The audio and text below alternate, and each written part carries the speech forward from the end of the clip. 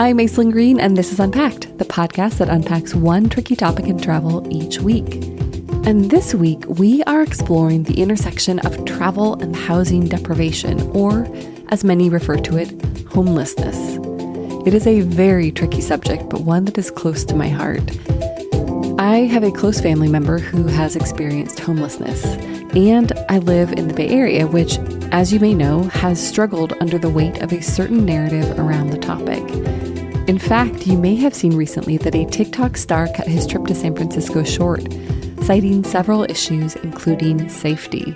I'm not going to go deeply into the issue other than to share my perspective, and that is that many parts of the city feel so alive and vibrant and safe, although I do challenge us all to explore how and when and why we use the word safe. I know that it can be scary and it can be uncomfortable when we encounter people who are altered or grappling with mental illness or simply without the comforts that I know that I take for granted.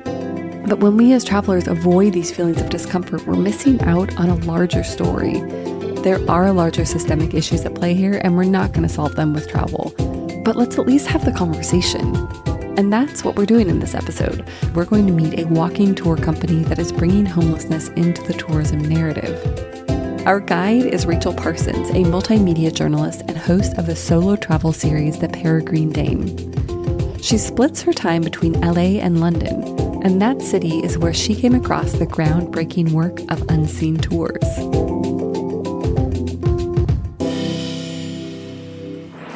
Here at St Giles in the Fields, this was literally a field, and it was where people came and they were hung, drawn and quartered.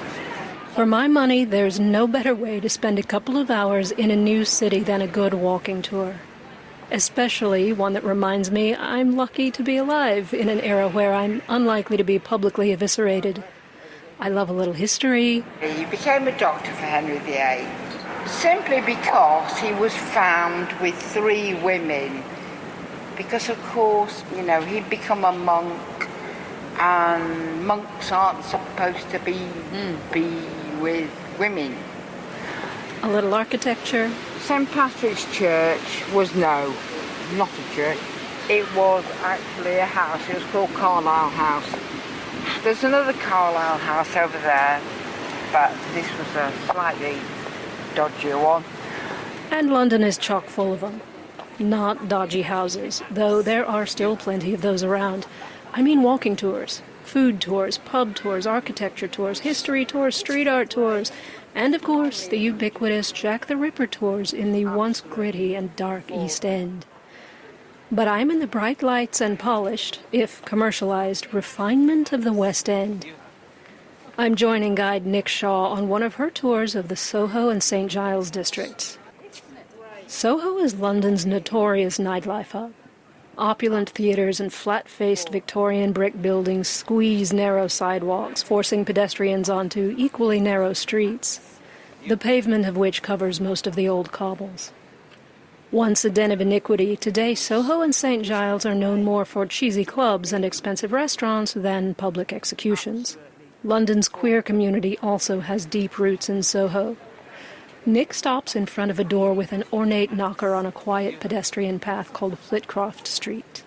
In 1935, it was the door to Billy's, a gay members club.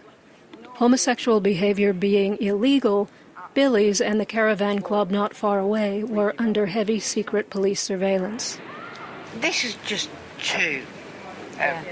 Goodness knows how many there were. And they were open for about a year, and then the government came along and said, this is Satan's work. We have to close these places. And they did. What followed were aggressive raids by the Metropolitan Police and lengthy trials and sentences for scores of customers and club owners. We're all contemplating historical social injustice when Nick, who's been leading tours since 2018, takes this moment to seg into some history of a personal nature.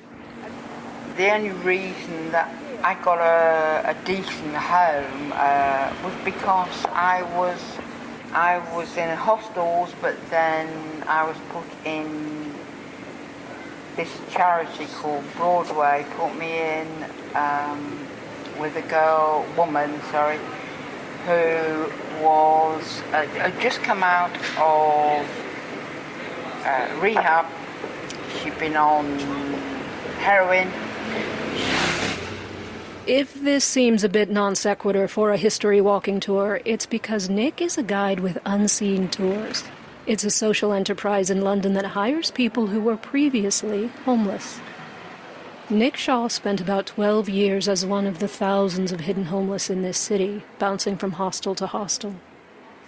Jayni Gudka, the organization's CEO, tells me that Unseen Tours guides have lived through a range of homelessness, including living on the streets, known in Britain as sleeping rough. One note on the sound. Jayni has agreed to meet me on a particularly miserable rainy day, even for London, and we've had to tuck away in a noisy coffee shop. To our tour guides, some have been rough sleeping in London for many years. Some have not experienced that form of homelessness, but they've experienced hidden homelessness, so they may have had hospital stays which left them homeless afterwards. We didn't have somewhere to go after their stint in hospital. They may have slept in cars when they were displaced from wherever they were staying, or they may have had relationships break down, and that may have led them to being homeless, staying in hostels, couch surfing sometimes. So it does vary quite a bit, and I think that's something we're keen to raise awareness about through our tours. To be clear, this is not poverty tourism, and Unseen Tours does not hire guides who are still homeless. Instead, Jayni says if someone comes to them who's unhoused, the first order of business is to work with partner organizations to get a roof over their head before training starts. On her tour, Nick shares how she finally got into stable housing. Sometime around 2010, she can't quite remember, and that ended a dozen years of living one night to the next. She had help from social workers before finding Unseen Tours, and I will get back to that. But to understand her path out of homelessness, it's important to understand her journey into it. Before the tour, Nick invited me to her apartment where we can talk away from the noise of the street. It's in a neat public housing complex with a lush green courtyard and common garden on the edge of St. Giles. Her living room is overflowing with history books. There are stacks on the shelves, on the floor, on the tables. The walls are a vivid deep green and coordinate with Nick's green jacket, green jewelry, and green fingernail polish. At 67 and sober, Nick says she knows no one would look at her and think she'd been homeless. You're always going to get people think, oh, if you're homeless, look at them, they're just scroungers. But people don't understand the situation. They really haven't a clue how things can change. And this is what I kind of start my tour saying, you never know, you just don't know what's going to happen in life. You start, everything's fine and lovely, and you've got this and you've got that. Things don't always work out. Nick was born in 1956 in northwest England. She became a nurse, got married young, and had 2 children. From the outside, everything looked fine. And also people say they're fine, don't they? Oh, I'm fine. How are you, Rachel? Oh, I'm fine. Do you know what it stands for? Up, insecure, nervous and emotional. That is what it stands for. And it's true quite often. But we all kind of got this smile on our face. In Nick's case, the smile couldn't hide the bruises. Her husband was physically and psychologically abusive. She eventually left him. Time passed, and she met someone new, and for a number of years found love and stability. She was still nursing and studying criminology part-time. Then one day she came home from work and found her partner dead. Painful years of past trauma and new loss manifested as mental illness and eventually alcohol addiction. Really things just fell apart. My sister said, come and live with me. And in East Dulwich, So I went to live with her, but my head was screwed. But back then, Nick says her sister in London couldn't cope and didn't understand the depth of Nick's problems. She asked Nick to move out. With nowhere to go, Nick found a bed in a hostel that catered to the down-and-out, homeless, and people in the throes of addiction. She continued to work as a nurse. In fact, she held paying jobs and volunteer positions throughout her time unhoused, though she says much of her income went to alcohol. Nick Shaw was 42 when she moved into that hostel and became homeless. But, say homeless, but then there's lost, just feeling lost.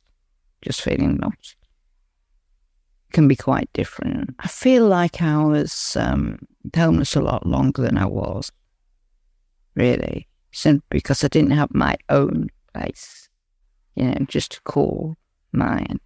She pauses and looks around her green sitting room.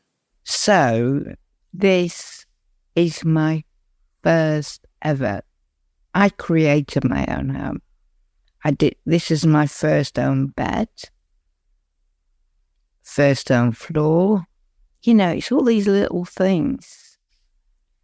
It's about something being your own. Helping guides reclaim that sense of ownership in their professional lives as well is a cornerstone of Unseen Tours' mission. But it's also about representation and visibility in the tourism business, an industry that does its best to render people living through homelessness invisible. As CEO Jayni Gudka points out, who better to illustrate the fullness of lived experience in a place? If they've been sleeping on the streets, they know the streets better than anyone. They know the interesting personalities better than anyone. And they know the stories they want to tell. Jayni says staff and volunteers work with guides on things like building confidence and public speaking, but are careful not to interfere with the essence of the guide's story. So we're really keen to make sure that the people that we work with are able to share their stories in their own voices, without putting words in their mouth, without telling them what they should be saying and how they should be portraying homelessness, because it's their individual experiences, their own unique experiences. And of course, everyone experiences homelessness very differently. Which is why each guide shares as much or as little of their background as they choose. And that brings me back to Nick's.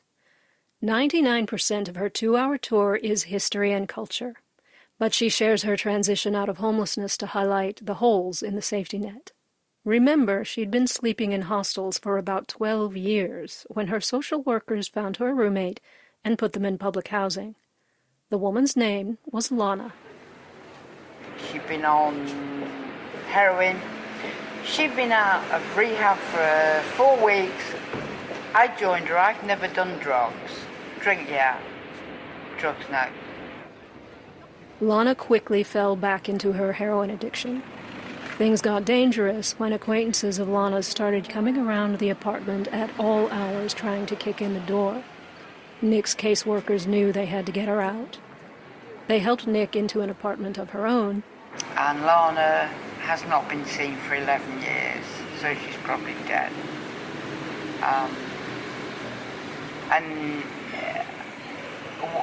What you say?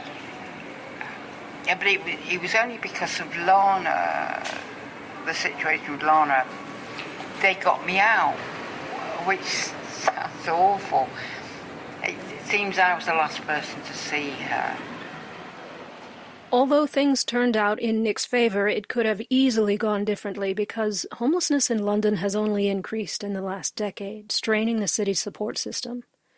Liz McCulloch is Policy and Research Manager at St. Mungo's, a non-profit homeless services organization.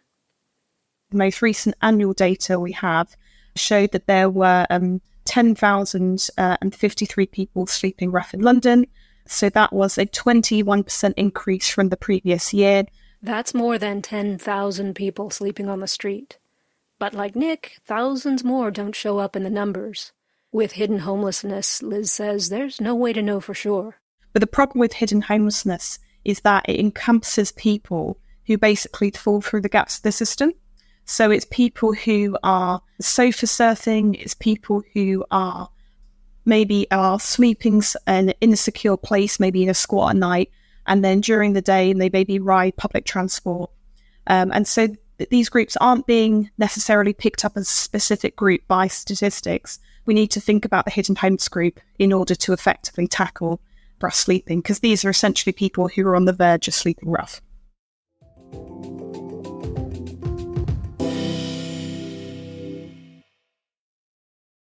Kaylee Cuoco and Sam Claflin star in the MGM Plus original series, Vanished. When the man Alice loves disappears on a train to the south of France, every romantic memory becomes evidence. Every intimate detail, a potential threat. She thought she knew everything about him, but she may not even know his real name. 4-part thriller Vanished premieres February 1st on MGM Plus. Finding the truth is a dangerous affair.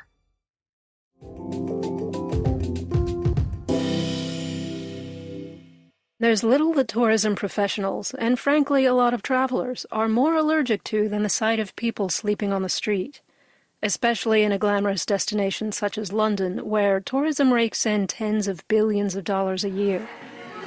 In our experience, people who've experienced homelessness are usually excluded from the tourism narrative.